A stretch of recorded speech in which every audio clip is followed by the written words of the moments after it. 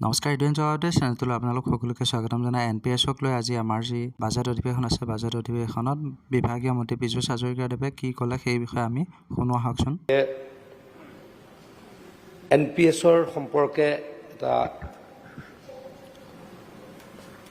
গুৰুত্বপূৰ্ণ প্ৰশ্ন ইয়াতে অৱতাৰণা কৰিছে। সন্মানীয় উপাধ্যক্ষ ডাঙৰীয়াৰ যোগেদি সন্মানীয় সদস্যগৰাকীক জনাব খোজো যে ভাৰত চৰকাৰৰ নতুন পেঞ্চন আঁচনিৰ আৰ্হিত অসম চৰকাৰে ইংৰাজী 2005 চনৰ পৰা নতুন পেঞ্চন আঁচনি ৰূপায়ণ কৰি আহিছে।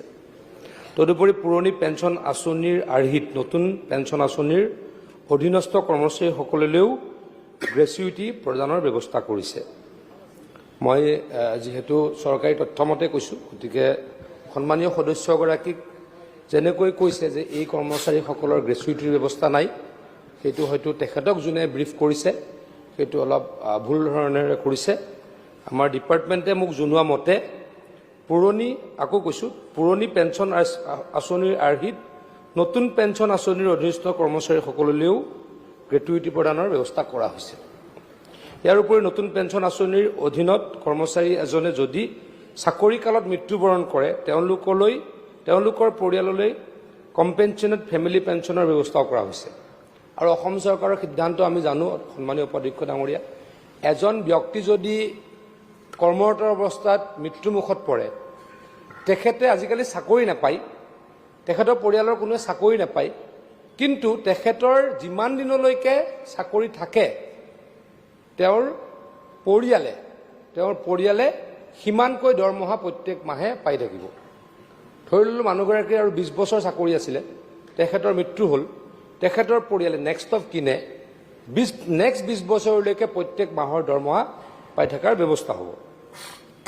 নতুন পেঞ্চন আঁচনিৰ অধীনস্থ বিষয়া কৰ্মচাৰীৰ মূল বেতন, বেচিক পে আৰু ডিএৰ 10% ধন পেঞ্চন আঁচনিৰ অধীনত প্ৰতিমাহে কৰ্তন কৰি বিষয়া কৰ্মচাৰীসকলৰ নিজা PPAN একাউণ্টত জমা কৰা হয় আৰু চৰকাৰে সংশ্লিষ্ট কৰ্মচাৰীজনৰ বাবে 10% ধন জমা কৰে তেওঁৰ PPAN একাউণ্টত। অৱসৰৰ সময়ত কৰ্মচাৰী আৰু চৰকাৰৰ মাজত চৰকাৰৰ জমা ধনৰ ওপৰত বিভিন্ন পেঞ্চন স্কিমত নিৱেশ হৈ থকা নিৱেশ মূল্য ভেলু অফ ইনভেষ্টমেণ্টৰ ওপৰত কৰ্মচাৰীজনে 60% এককালীন অংশ লাম্পছাম উঠোৱাৰ পিছত বাকী ৰৈ যোৱা 40% বীমা সংস্থাত নিৱেশ কৰিলে তাৰ পৰা কৰ্মচাৰী এজনে মাহেকীয়া পেঞ্চন লাভ কৰে। সেয়েহে নতুন পেঞ্চন আঁচনিৰ অধীনস্থ কৰ্মচাৰী এজনে চাকৰিয়াল 10 বছৰ কম হ'লেও পেঞ্চন লাভ কৰে। নতুন পেঞ্চন আঁচনিৰ অধীনস্থ কৰ্মচাৰী এজনে তেওঁৰ পাবলগীয়া পেঞ্চন তেওঁলোকৰ জমা ধনৰ ওপৰত নিৰ্ভৰ কৰে আৰু তেওঁলোকৰ জমা ধনৰ পৰিমাণ তেওঁলোকৰ দৰমহাৰ পৰিমাণ আৰু চাকৰিৰ দৈৰ্ঘ্যৰ ওপৰত নিৰ্ভৰ কৰে। পুৰণি পেঞ্চন আঁচনিৰ অন্তৰ্গত OPS অন্তৰ্গত কৰ্মচাৰী অৱসৰপ্ৰাপ্ত কৰ্মচাৰীৰ ন্যূনতম পেঞ্চন তেওঁৰ অন্তিম দৰমহাৰ ওপৰত নিৰ্ভৰ কৰে। অধ্যক্ষ ডাঙৰীয়া শেষৰ দৰমহাটো এজন পুৰণি OPSৰ কথা কৈছোঁ, ব্যক্তিয়ে যিমান পায় তাৰ 50% কৰ্মচাৰীজনে পেঞ্চন লাভ কৰে।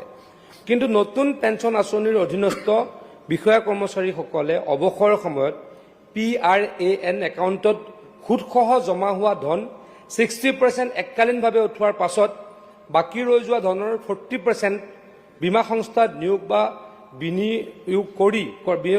বিনিময় কৰা সেই ধনৰ ওপৰত প্ৰত্যেক মাহে পেঞ্চন লাভ কৰে। অধ্যক্ষ ডাঙৰীয়া, আচলতে অলপ কনফিউজন এটা আছে।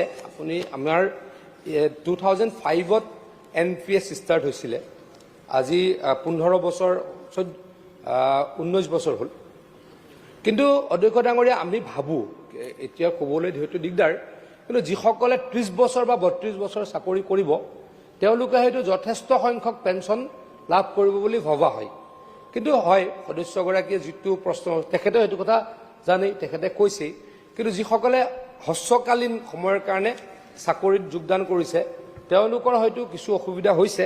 কিন্তু এই বিষয়ে বিত্ত বিভাগে আমাক জনোৱা মতে 12/6/2022 তাৰিখে মাননীয় বিত্তমন্ত্ৰী মহোদয়ৰ লগত সদৌ অসম NPS কৰ্মচাৰী সন্থাৰ এখন সভা অনুষ্ঠিত হয়। এই সভাত বিত্তমন্ত্ৰী মহোদয়ে তেওঁলোকক জনায় যে এই বিষয়ে আমাৰ চৰকাৰে পৰীক্ষা নিৰীক্ষা কৰিব আৰু তেওঁলোকক ৰাজ্যৰ সৰ্বাংগীন উন্নয়নৰ স্বাৰ্থত কোনো ধৰণৰ আন্দোলনৰ পৰা বিৰত থাকিবলৈ অনুৰোধ জনায়। গতিকে অধ্যক্ষ ডাঙৰীয়া, তেখেতে যিটো প্ৰশ্নৰ অৱতাৰণা কৰিছে, আমাৰ চৰকাৰ সেই প্ৰশ্নটোলৈ নিশ্চয়কৈ অৱগত আৰু আমি চিৰিয়াছ। সেইকাৰণে মাননীয় বিত্তমন্ত্ৰী ডাঙৰীয়াই NPS সন্থাৰ লগত, কৰ্মচাৰী সন্থাৰ লগত মিলিত হৈছে, আলোচনা হৈছে। পৰৱৰ্তী সময়তো নিশ্চয়কৈ আলোচনা কৰাৰ থল থাকিব আৰু আলোচনাৰ মাধ্যমেৰে কিবা এটা সমস্যাৰ সমাধান হ'ব। গতিকে এই বিষয়ে মই সদনক আশ্বস্ত কৰিলোঁ। ধন্যবাদ।